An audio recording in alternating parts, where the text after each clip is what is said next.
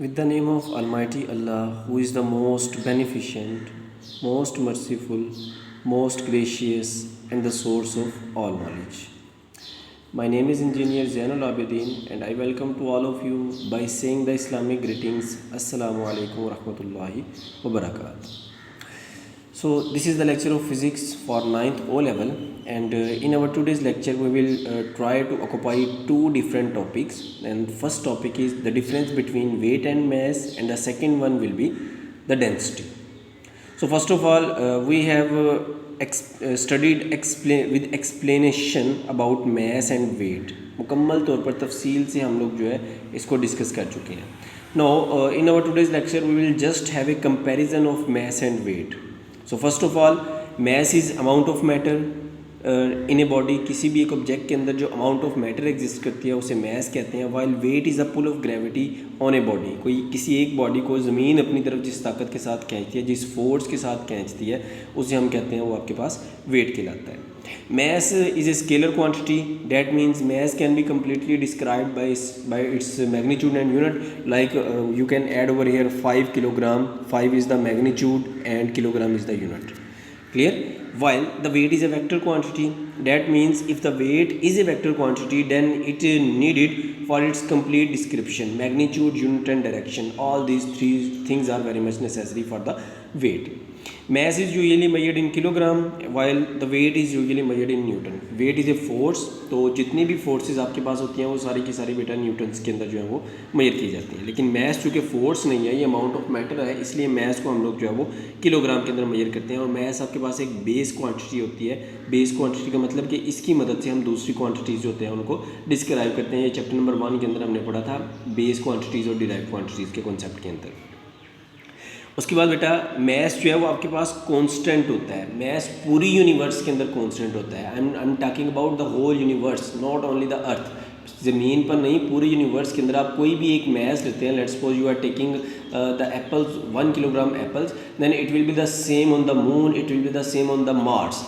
कहीं पे भी चले जाएं आपके पास वो जो मैस है वो बिल्कुल सेम होगा आपके पास. लेकिन वेट जो है वो बेटा वेरी करता है from place to place. Place to place के अंदर स्पेसिफिकली आप कह सकते हैं वेट जो है वो हाइट के साथ वेरी करता है. जैसे जैसे आपके पास हाइट इंक्रीज़ होती जाती है, आपके पास वेट की वैल्यू जो है वो डिक्रीज़ होती जाती है. इसका मतलब यही है कि अगर आपने जो है वो वेट के मुताबिक जो है 10 न्यूटन का एक एप्पल जो है वो लाहौर में देखा था, और अब आप जो है उसी एप्पल को जाके मरी के अंदर जो है या नारायण खगान के अंदर हाई हिल्स के ऊपर जाके उसको दोबारा फिर से उसका वेट करते हैं, तो उसकी वैल्यू पहले से जो है वो डिक्रीज़ हो जाती है. क्योंकि हाइट के साथ साथ जी की वैल्यू डिक्रीज़ होती है, और जैसे जैसे जी की वैल्यू डिक्रीज़ होती जाती है वैसे वैसे आपके पास किसी भी चीज़ का वेट जो है वो डिफरेंट होता चला जाता है. उसके बाद बेटा आपके पास जो मैस होता है उसको मेजर करने के लिए हम लोग बीम बैलेंस या इलेक्ट्रॉनिक बैलेंस का इस्तेमाल करते हैं, जिसे नॉर्मल ज़बान के अंदर आप कंप्यूटर कंडा भी कहते हैं. ठीक है, बीम बैलेंस और चीज़ है, जो इलेक्ट्रॉनिक बैलेंस है उसको कंप्यूटर कंडे का नाम भी दिया जाता है. और जो स्प्रिंग जो आपके पास होता है वेट को मेजर करने के लिए हम लोग दो डिवाइसेस इस्तेमाल करते हैं. इसको हम कहते हैं, एक स्प्रिंग बैलेंस होता है, दूसरा आपके पास जो है वो कंप्रेशन बैलेंस होता है. तो ये बेटा आपके पास जनरल सा डिफरेंस था आपके पास मैस एंड वेट का, कि ये दोनों आपस में किस तरह से डिफरेंस होते हैं और इनके अंदर क्या क्या टेक्निकलिटीज़ होती हैं. Let's move towards the next topic, that is density.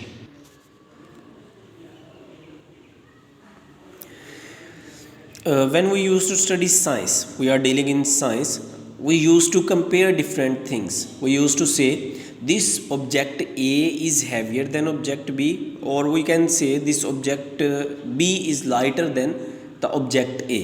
Clear? हम इस तरह के वर्ड्स इस्तेमाल करते हैं कि कोई चीज़ किसी भी दूसरी चीज़ से कितनी ज़्यादा भारी होती है या कितनी ज़्यादा जो है वो आपके पास लाइट होती है. ठीक हो गया. सो ये जो हम कंपैरिजन कर रहे होते हैं ना, कि दो चीज़ों का कंपैरिजन कर रहे होते हैं, किस चीज़ का कंपैरिजन कर रहे होते हैं, उनके मैसेज का कंपैरिजन कर रहे होते हैं.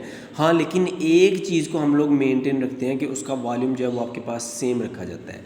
सो इसको मैं वर्ड्स के अंदर इस तरह से बयान किया जा सकता है, if the comparison is on the basis of their message. अगर आपके पास कोई से दो ऑब्जेक्ट हैं, ऑब्जेक्ट ए और ऑब्जेक्ट बी, आप उनके मैसेज को कंपेयर कर रहे हैं on the basis of equal volume. Message को कंपेयर कंपेयर कर रहे हैं किस बना के ऊपर, दोनों का वॉल्यूम इक्वल रखने के बाद, तो फिर हम कहते हैं कि आप लोग जो है वो सिर्फ उनके मैसेज में डील नहीं कर रहे, आप एक्चुअली उनकी डेंसिटी के अंदर डील कर रहे होते हैं। अब डेंसिटी को मुकम्मल तौर पर बयान करने से पहले हम उसकी एक एग्जांपल देखते हैं। आपने देखा होगा पॉलीस्टाइरीन। पॉलीस्टाइरीन बेसिकली आपके पास एक मटेरियल होता है, सी फॉर्म होता है आपके पास, जो आपके पास कोई भी इलेक्ट्रॉनिक्स के जो अप्लायंसेज होती हैं जैसे फ्रिज, एलईडी वगैरह, उनके अंदर से सफ़ेद से कलर के बॉल लाइक स्ट्रक्चर्स निकलते हैं जिन्हें सी फॉर्म भी कहा जाता है, साइंटिफिकली उसे पॉलीस्टाइरीन कहा जाता है। अब पॉलीस्टाइरीन जो है वो आपके पास जो है ये आपके पास एक ऑर्गेनिक कंपाउंड होता है, ठीक है, लॉन्ग चेन्स की वजह से ये बना होता है। पॉलीस्टाइरीन आपने क्या करना है, आपने इक्वल वेट लेना है, किस किस का, एक तो पॉलीस्टाइरीन का लेना है और दूसरा आपने pinewood, piece of pinewood plank जो है उसका एक पीस लेना है, ठीक है, दोनों का इक्वल वॉल्यूम लेना है और फिर उन दोनों के मैस को कंपेयर करना है। तो पॉलीस्टाइरीन आपके पास बहुत ज़्यादा लाइट वेट होता है, लेकिन जो पीस ऑफ प्लांक होगा वो प्लांक वुड जो है वो आपके पास बहुत ज़्यादा हैवी होगा।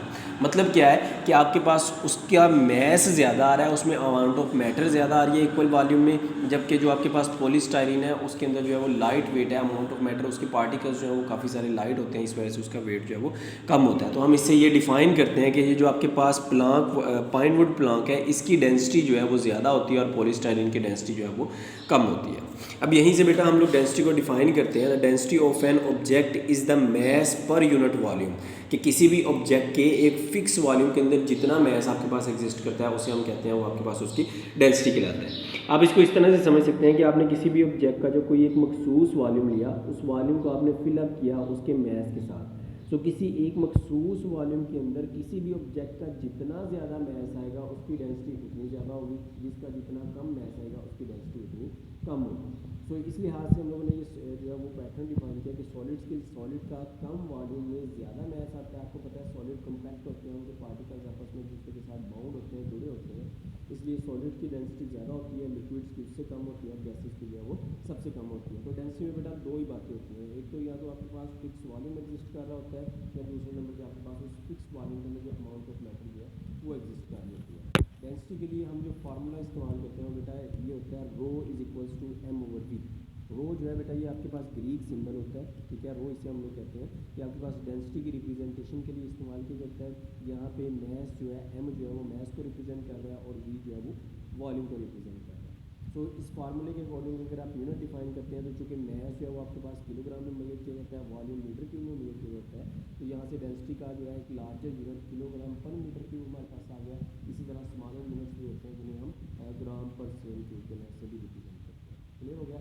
उम्मीद है ये मैस, वेट और डेंसिटी के तीनों कॉन्सेप्ट जो है अब आपको मुकम्मल तौर पर क्लियर हो जाएंगे। For further if you have any question और any query you can contact me, and for the next lecture stay tuned with the channel of Engineer Zainul Abidin. Thank you very much. Stay blessed.